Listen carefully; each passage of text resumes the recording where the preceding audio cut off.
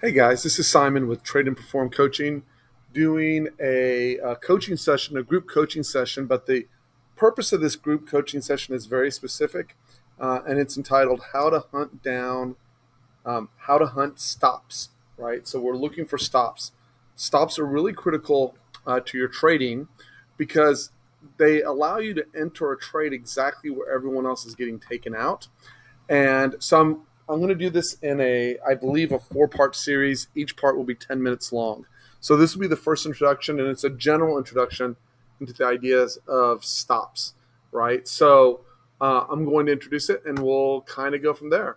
Um, let's start on a high time frame, and instead of going to the daily, since the members of the team TMP are primarily in day trading mode, whether it's European session or US session. So let's start off easy. Instead of looking at the charts with all the algos on it, let's just take a look at this chart and just really quick. I'm going to get rid of all the time frames, and we're even going to get rid of the anomalies and the locations here, so I can be very, very specific with what I'm looking for, and I'm going to eventually take it all the way down to a small time frame. So this is first going to be handling going from the hourly down to the smallest time frame, and it'll be a relatively quick review. And then we'll go into details in the following videos. So in order for us to do that, let's get rid of all the chart drawings here. We'll do that really quickly. Chart drawings. This is easy. And we'll just erase the lines, right?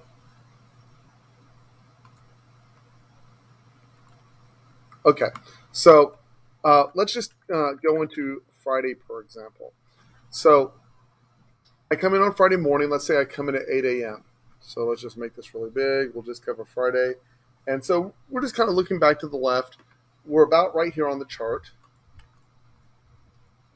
And I'm going to go, where do I want to get long? Now, on my charts, gray bars are green or up, and red bars are down. So where I want to find my stops are generally sitting behind prior 1 hour down bars, and my longs are generally sitting behind prior 1 hour. Excuse me. My stops are sitting behind red bars where I'm looking to short. I want to take these guys out and then go to the downside, and my longs are sitting behind the white bars. Most people will have these as green. I don't like all those colors. I try to diminish the amount of stimulus I get on my screen. So therefore, I am looking behind the red bars, behind the green bars. There's other ways to do this. This is how I do it. So if I'm sitting here in the morning, what's the advantage of using the hourly time frame? So if I'm sitting here in the morning and I pop it at 8:30, I'm going to go, well, hey, where are my stops, right, that can be taken? I'm going to go like this. If I'm looking for a short, I'm going to go, okay, I'm looking here, right? So remember, I'm over here at 8:30. I'm looking here. I'm looking here. Mm, Up, down. So remember, um, let me see if I can get context on it. This is the only trick, right? So if I'm down here, right? If I'm down here and I go, geez, I'd really like to be short. The earliest I'm going to look to short is right up here. So what you'll notice, so I'm going to take this in very small steps, right? So remember, these are 1 hour long bars, each bar. So notice if I'm down here, when I come up and I get behind this bar, right? So a couple of things had to happen. I had to get behind that bar, right? I had to get behind this bar, and then we rolled to the downside. So that's a nice trade, right? Essentially, if you nailed it perfectly, and no one obviously does, including me, right? You're talking about an 11, 5, 11, 75, and then it moved down to 11, 4, 76. That's a 11, 5, 11 to 11, 4, 76 on NASDAQ, right? If you have one contract, that would represent 25, 35 points. That little 35-point rotation over the course of an hour, 511 to 476, would represent about $700 a contract. That's a very good trade, right? If you look, so once this gets taken out, right, meaning I've gotten behind, I got behind here, now I'm no longer looking to use it, right? Because with every single place where I'm looking for a short, the first time is always the best time. So I took this out. The next place that I would look for a short would be here. And then I'm going to go look back to the left, right? I want to see what's up above. So I'm going to draw it off like this. This already got taken out. This hasn't been taken out. This hasn't been taken out. And finally, this hasn't been taken out. Now, remember, this is not where you're not simply saying, hey, I want to short every time I get behind an hourly bar. What you are saying is that when I get behind these bars, I know that there's potential stop sitting there. So I'm looking for my setups to the short side. Let me show you.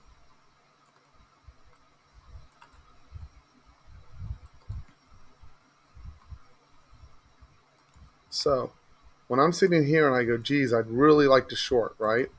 Then it comes up, takes out the stop, rolls down to the downside, right? So I'm sitting right here and I go, I'd really like to short again.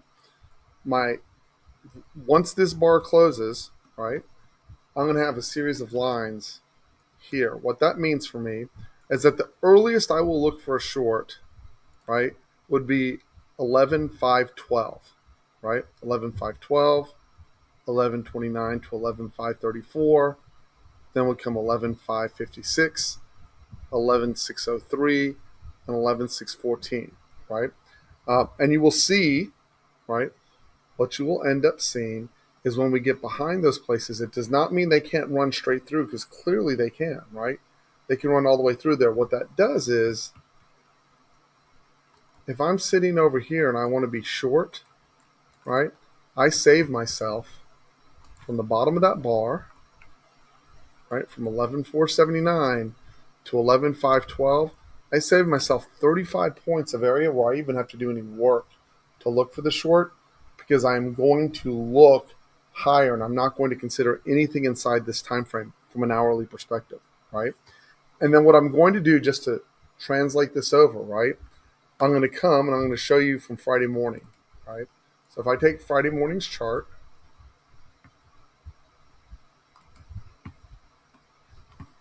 and this is from chart number 2,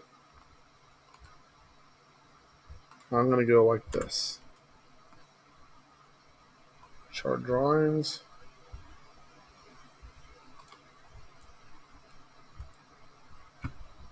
Two. Okay. And then I'm going to erase all these lines so they just disappear from us. Okay. So remember where we're looking for that trade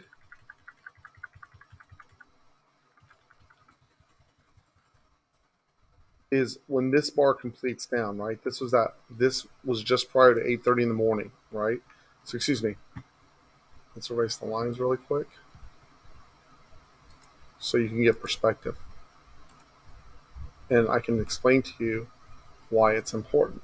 And as you get smaller and smaller on the time frame, taking the stops becomes more and more important. So that bar ended, right? So I'm going to go to the other chart for a moment and put a line on it.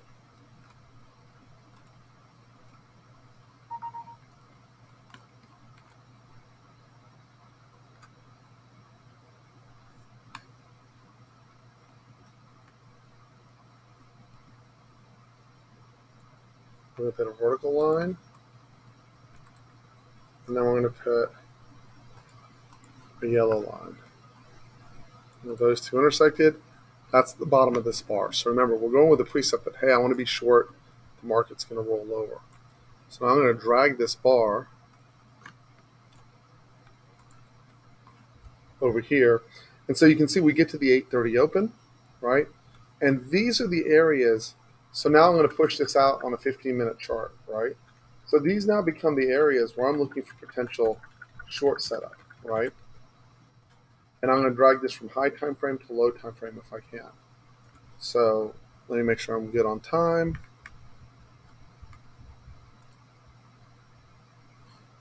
Ooh, I'm almost up to my 10 minutes. Let me see if I can hurry this up.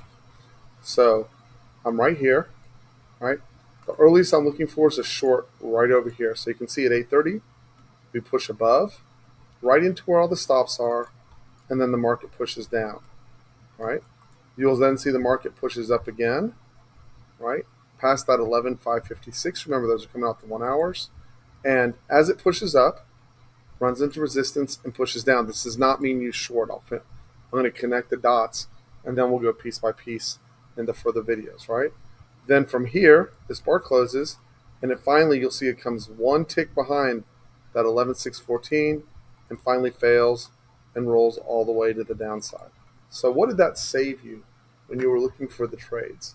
What that did for you, right, is it lifted your eyes. Instead of going, oh, I'm going to short right here, right? You go, oh, I think we're going lower. I'm going to short right here. No.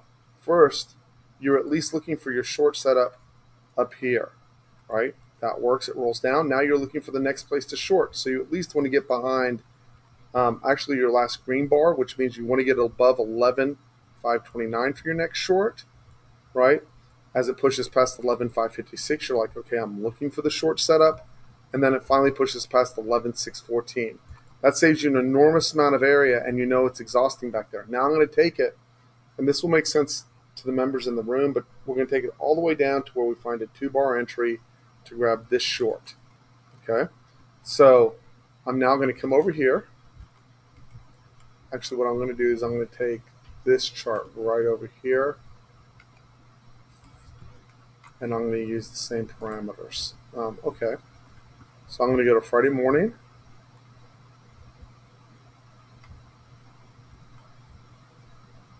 Same time frame. And by the way, you can use those stops for targets. Let me erase lines. Let's get rid of this. I don't know where that's coming from, but I'm going, oh, it's from a study. Wonder where that's coming from. See if that takes care of it. If not, we won't worry about it. F5,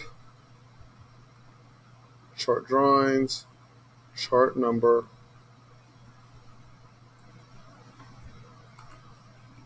2. Okay, so here we are.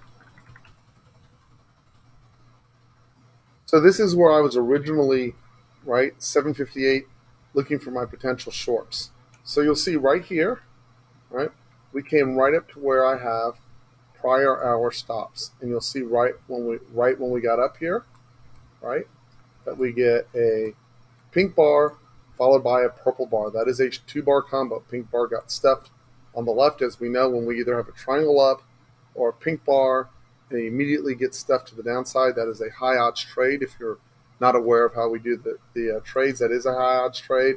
I would not have shorted that at 8:30 in the morning, but the fact is it went to the correct location, right? It got up here.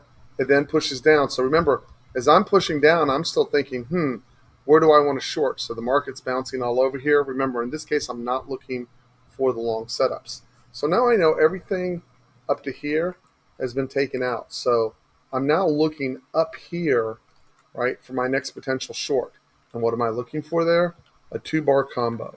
If I get up here, right, and again, what you'll see, and it's never perfect, right, obviously. So I want to point out, I get behind here, and you'll notice I simply do not have a 2-bar combo that I'm looking for. And 2-bar combos can either be, for the long, can be purple bar star like this, or it can be anything really followed by pink bar and a point of control below.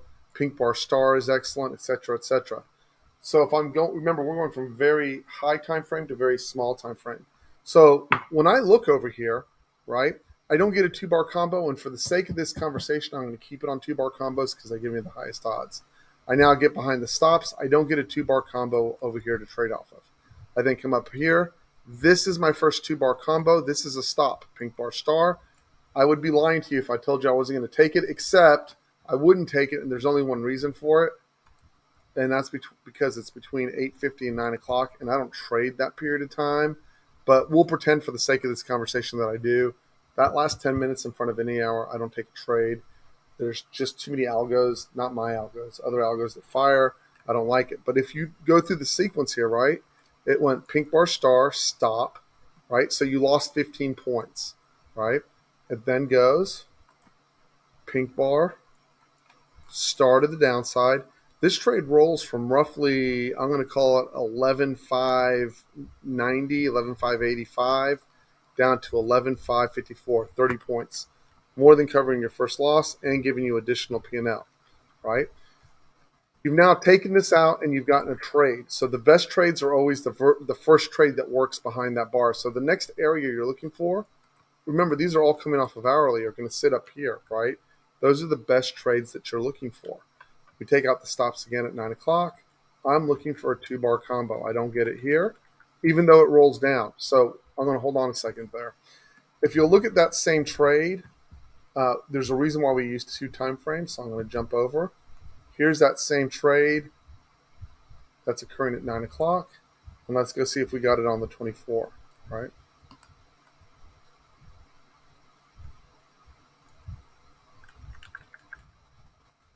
Here's 9 a.m. It just didn't give me the trade up here. And I'm totally fine with that, right? The idea is not to capture every single trade, but to give us the trades that will be successful.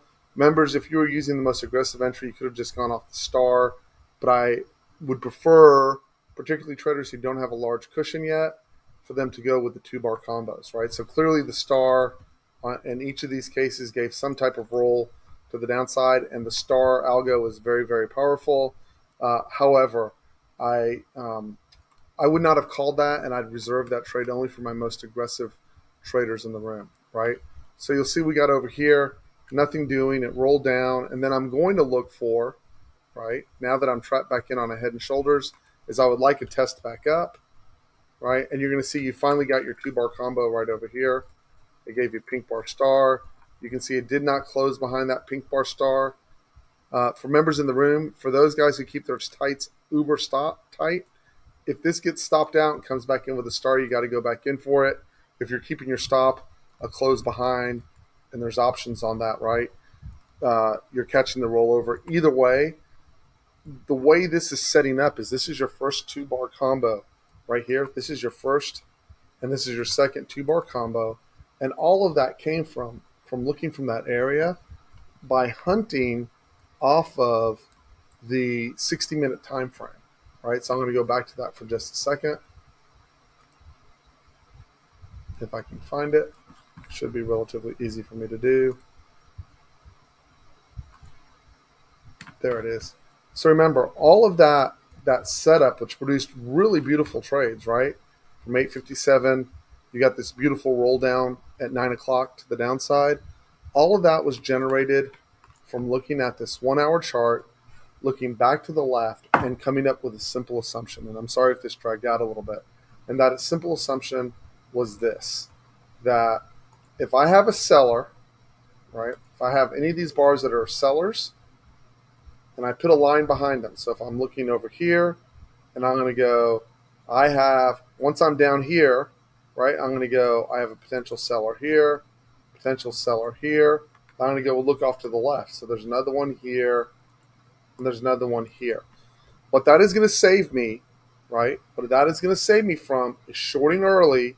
It's going to help regulate my decision-making process and help me find where the exhaustion will occur. I'm going to keep looking back for the left. And that same story, by the way, is going to be true for my longs. Let me flip this around, and then I'll cover the rest in the following videos. So if I look, let's say I'm up here, and I go, geez, I'd really like to be long or know where to cover my short. The first place I'm going to go back is I'm going to, again, always looking back to the left, right? I'm trading off the heart right edge, but I'm looking back to the left to see where my stops are. And I'm going to go like this. My stops exist, right? If I'm up here, this is my last buyer right here. So my stops exist right here, right here, right here. What's the advantage of that? If I'm looking for my long up here, and I'm looking for the best location, I'm not going to look from 11,592 all the way down until I get down to 11,434. Now that's off the hourly. And on the next video, I will cover using smaller time frames, 30-minute periods and 15-minute periods, and then down to the TNP power bars to look for stops. And what this will do, if you'll stay with the concept, will constantly guide your eyes for where to look for the longs. And I'm going to give you there's a great example to the left here. See how if you were looking for the long and you're trying to find it, you're off the hourly, you're going, hey, this is my last buyer right down here. They just barely missed it, but it's all right. It still gave me the place to come and look for the longs, right? And if I'm down here and I want to short, notice how if I come over here, right, and I look here, here, here, right, while it barely missed over here, notice how once you get behind these bars, right, get behind this bar, see how this bar wicked? You got responsive sellers. See how you got behind this bar? It wicked. You got responsive sellers. See how you got behind this bar? It ripped to the downside, right? Really, really important concept, idea, and I would encourage you all to look at that concept and the idea along with the other tools that we use in the room. So I'm going to cut it there. I went longer. I'm really working at keeping these at 10 minutes. I'm going to anyone who would like to have a 5-day pass to the room, you can reach me out. You can reach out to me at tradeandperform@gmail.com. Again, my name is Simon. The purpose of the room is traders, helping traders to stay consistent and be able to repeat winning ideas, winning behaviors, and grow your trading account. It's a grassroots room. There's no fancy marketing. So if you're interested in actually making money instead of paying someone who has a great marketing program, drop me a line. Otherwise, you have lots of options out there for guys with good marketing. I'll talk to you later, guys. Have a great night, and we will see everyone Tuesday morning.